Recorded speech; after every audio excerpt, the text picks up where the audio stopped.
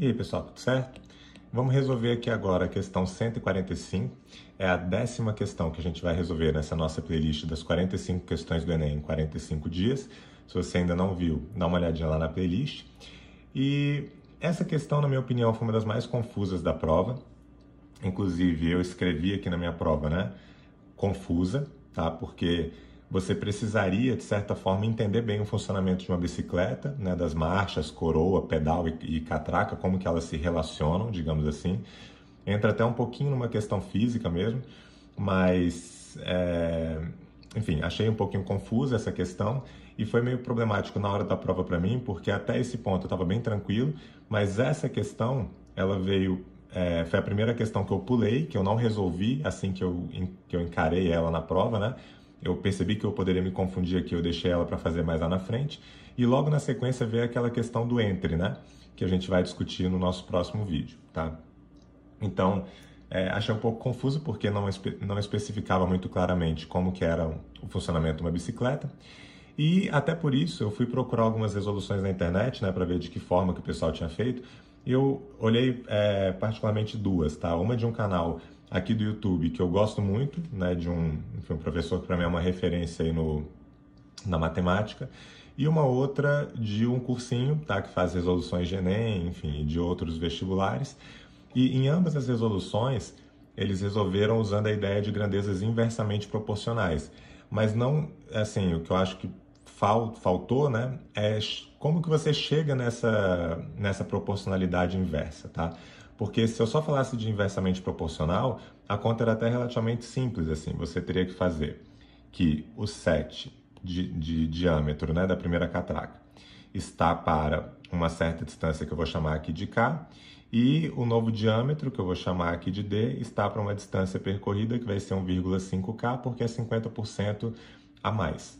Tá? E aí você, ao invés de fazer uma multiplicação cruzada, né, uma regra de 3 cruzada, como é de costume em grandezas diretamente proporcionais, você teria que fazer uma regra de 3 multiplicando linearmente, que é o que acontece em grandezas inversamente proporcionais, e você chegaria no resultado. Tá? Mas eu não sei se fica muito claro o porquê disso ser grandezas inversamente proporcionais, apesar de fazer sentido no funcionamento da bicicleta, uma vez que quanto menor for essa catraca, para um mesmo giro aqui dessa coroa, né, e consequentemente do pedal, quanto menor for essa catraca, mais essa bicicleta vai andar, porque a quantidade que a bicicleta anda, né, na roda está diretamente ligada a quanto essa catraca aqui gira.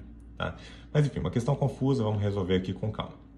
Então, o que ele quer é o valor mais próximo da medida do diâmetro da segunda catraca em centímetro e com uma casa decimal é.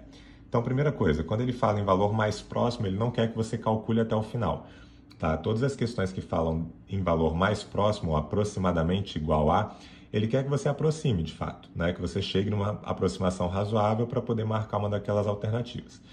E ele quer o valor mais próximo da medida do diâmetro da segunda catraca. Tá? É sempre importante vocês ficarem atentos quando ele fala em diâmetro ou raio, porque isso é algo que o Enem já fez algumas vezes. Ele dá uma medida do raio e pede o diâmetro ou vice-versa. Não vai ser o caso aqui, mas é bom vocês ficarem ligados. E ele quer isso em centímetros, ok? Então ele quer o valor mais próximo, deixa eu só melhorar isso aqui. Então ele quer o valor mais próximo da medida. Ele quer o valor mais próximo da medida do diâmetro da segunda catraca em centímetro com uma casa decimal. Vamos lá para o nosso texto base. Um ciclista quer montar um sistema de marchas usando 2 discos dentados na parte traseira de sua bicicleta, chamados catracas. A coroa é o disco dentado que é movimentado pelos pedais da bicicleta, sendo que a corrente transmite esse movimento às catracas que ficam posicionadas na roda traseira da bicicleta. As diferentes marchas ficam definidas pelos diferentes diâmetros das catracas, que são medidos conforme a indicação na figura. Então, esse daqui é o diâmetro do disco que ele chamou do disco dentado, né, da coroa, e aí à medida que essa corrente vai sendo... À medida que você gira o pedal, esse disco dentado ele gira, e essa corrente vai transmitindo o movimento lá para a catraca que está na roda traseira. E essa catraca é o que faz o pneu girar, a roda girar, e faz com que a bicicleta se movimente. Tá? O ciclista já dispõe de uma catraca com 7 centímetros de diâmetro e pretende incluir uma segunda catraca de modo que, à medida que a corrente passe por ela, a bicicleta avance 50% a mais do que avançaria se a corrente passasse pela primeira catraca, a cada volta completa dos pedais. Então, olha só, você já tem uma catraca de 7 centímetros de diâmetro, importante, e pretende incluir uma segunda catraca, de modo que, à medida em que a corrente passe por ela, a bicicleta avance 50% a mais do que avançaria se a corrente passasse pela primeira catraca. Esse aqui é o ponto principal. Então, aqui está a nossa primeira catraca, ela tem 7 centímetros de diâmetro, logo ela tem 3,5 centímetros de raio, ok? E eu quero saber qual que vai ser o raio, o diâmetro, na verdade, né, da minha segunda catraca, para que, com uma mesma volta do pedal, ela avance 50% a mais do que avançaria naquela primeira situação. Então, essa nossa catraca ela vai ter que ser menor mesmo, mas a gente vai concluir isso depois, tá? Não é um problema aqui agora pra gente. Tá? O que a gente vai fazer aqui? Vamos pensar o seguinte. Imagina que essa coroa e essa catraca tivessem a mesma dimensão, beleza? Eles tivessem o mesmo comprimento. Então, para cada volta completa do pedal, essa coroa giraria uma volta completa e isso seria transmitido lá para outra catraca, né? Se ela tivesse a mesma dimensão, da mesma forma. Então, uma volta da coroa levaria a uma volta da catraca. Só que como esse raio da coroa é maior do que o raio da catraca, quando eu der uma volta completa aqui nesse pedal, o que essa corrente vai movimentar vai ser equivalente a um comprimento de uma circunferência que está aqui. Só que se esse comprimento dessa circunferência for movimentado aqui, então essa catraca vai dar mais do que uma volta, porque o raio dela é menor, ok? Então, o que eu vou escrever aqui? Eu vou escrever o seguinte, que para cada volta completa do pedal, né, ou para cada volta completa dessa coroa, você vai ter 2πr sendo transmitidos por essa corrente, beleza? Só que esses 2πr de comprimento que são transmitidos por essa corrente vermelha que está aqui, vão fazer com que essa catraca menor, ela ande 2π vezes 3,5, só que uma certa quantidade k de vezes, né? Isso aqui pode ser 1,5 volta, pode ser 2 voltas, pode ser 5 voltas, não me interessa muito, tá? Até porque eu não conheço esse raio da coroa. Mas ela vai andar uma quantidade k de voltas, sendo que cada volta aqui dessa catraca é o 2π vezes 3,5, ok?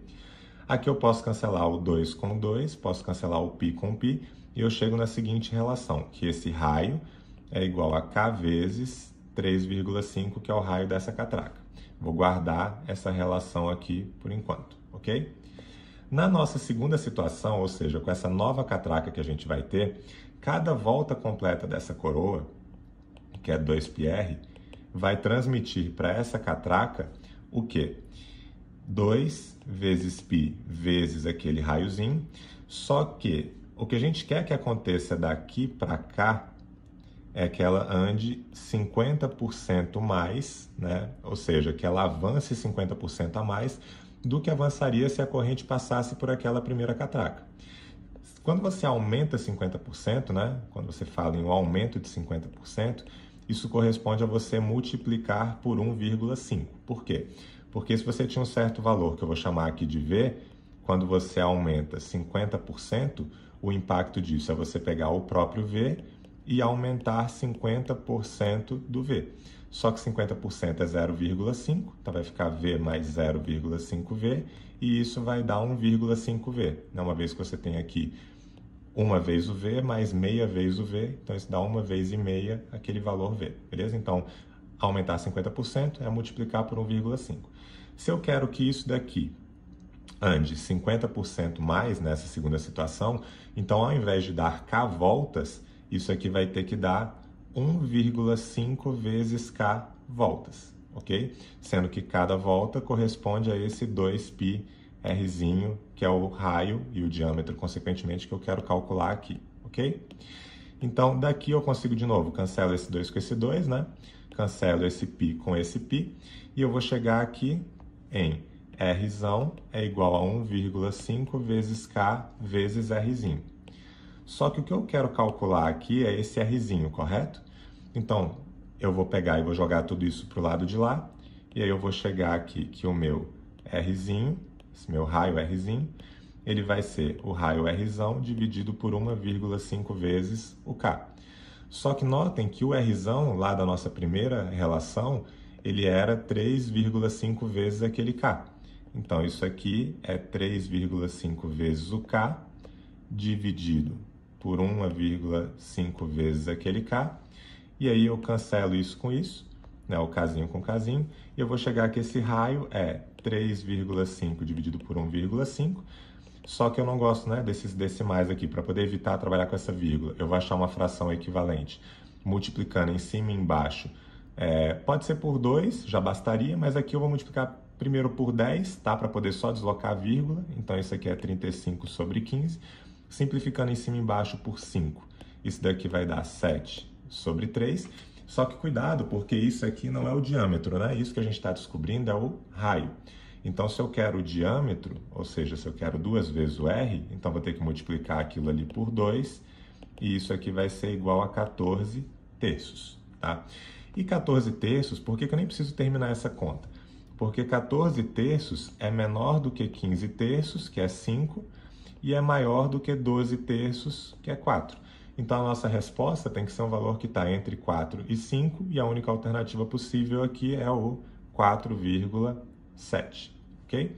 Uma outra forma de você fazer essa conta, né, do 14 terços, caso você tivesse que de fato fazer, seria você quebrar isso aqui em 12 terços mais 2 terços, uma vez que isso daqui é um número inteiro, é 4, e aí fica 4 mais 2 terços, e 2 terços é 0,66666, essa dízima periódica, né? Então, isso aqui seria 4,66, só que como ele quer que aproxime para apenas uma casa decimal, isso aqui seria 4,7, né, que é a letra C, ok? Notem que essa questão tem alguns distratores interessantes, né? Por exemplo, o que seria esse 10,5? Seria você pensar em 50% a mais em cima do 7, né? Se você aumentasse 50% do 7, isso aumentaria 3,5, e 7 mais 3,5 daria o 10,5. Se você pensasse em reduzir a 50% esse número, daria 3,5. Então também é um distrator, é uma alternativa errada, mas que tem uma certa justificativa para ela. E até o 2,3 apareceria aqui, ó, se você fizesse tudo isso que a gente fez, mas você só fizesse a divisão do 7 pelo 3 e encontrasse o raio ao invés do diâmetro, né? Que era o que a gente tinha que multiplicar por 2, beleza? E é isso, galera. Uma questãozinha bem confusa, né? Essa questão 145. Para mim, uma das mais chatas da prova, especialmente porque ele não explicava muito bem como é que era o funcionamento dessa bicicleta, né? Essa relação entre coroa, catraca, giros do pedal, enfim. E até o que eu fiz lá na prova, né? Foi um pouquinho diferente dessa minha resolução que eu fiz aqui para vocês, porque eu não sabia, né, se para cada volta do pedal, se isso dava uma volta completa da coroa, né? Então, eu até coloquei aqui um alfa sobre 360, que é para o caso em que uma volta completa do pedal nem desse uma volta completa nessa coroa, né? Então, de certa forma, giraria aqui alfa sobre 360 graus, tipo uma fração dessa coroa, e essa fração dessa coroa é que seria transmitida lá para a catraca, beleza? Mas, enfim, foi o necessário para poder acertar a questão, então tá valendo. Mas confesso que eu não saí muito confiante dessa questão lá na hora da prova, tá? Na verdade, eu saí um pouquinho mais confiante por conhecer o modelo de questão do Enem. Então, eu meio que depois que eu fiz essa conta, que eu vi que dava 4,7, eu entendi, bom, então 3,5 e o 10,5 de fato eram distratores, né? Eram alternativas erradas, estavam, de certa forma, olhando para os 50% e para o 7, elas eram meio óbvias, né? E essa obviedade muitas vezes está ligada a um distrator, né? A uma alternativa que é errada, mas que tem uma justificativa relativamente simples para ela. Então, pensando em tudo isso, foi o que me deu uma certa confiança para poder acreditar que eu tinha acertado essa questão, beleza? Mais uma questãozinha bem complicada, assim como a próxima, que é a questão do entre, que é uma questão que foi bem discutida lá na hora da prova, e aí sobre ela a gente fala no nosso próximo vídeo, beleza? É isso, um abraço, bons estudos aí para vocês.